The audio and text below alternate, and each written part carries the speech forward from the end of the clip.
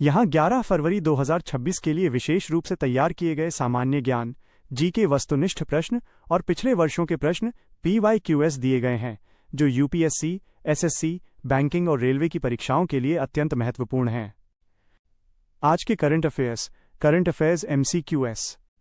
नवीनतम राष्ट्रीय और अंतर्राष्ट्रीय घटनाक्रमों पर आधारित प्रश्न। विकल्प। सही उत्तर। 1।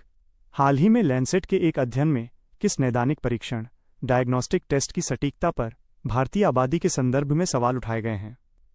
A. RT-PCR HbA, एक सेंटिकुलम्ब ELISAD lipid profile. B. HbA1c। 2. भारत एस्कैल्प क्रूज मिसाइलों के लिए किस देश के साथ एक बड़े रक्षा सौदे को अंतिम रूप देने के लिए बातचीत कर रहा है? A. रूस। B. France. C. America. D. Israel. B. France. 3.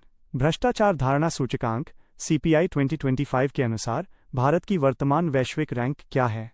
A. 85वीं। B. 91वीं। C. 93वीं। D. 102वीं। B. 91वीं। 4.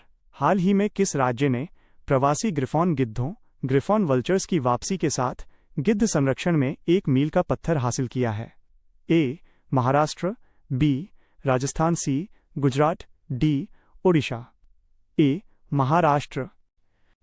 Static GK और पिछले वर्ष के प्रश्न स्टैटिक जीके और PYQ।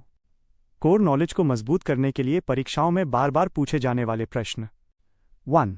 भारतीय राज्य व्यवस्था इंडियन पॉलिटी। प्रश्न।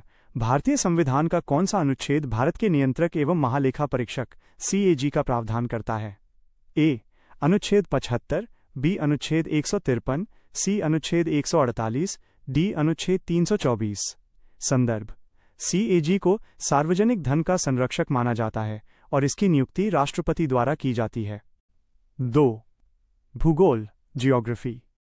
प्रश्न। केबुल लामजाओ राष्ट्रीय उद्यान, जो दुनिया का एकमात्र तैरता हुआ पार्क है, किस राज्य में स्थित है? A. उत्तराखंड और B. मणिपुर। C. पश्चिम बंगाल और D. राजस्थान।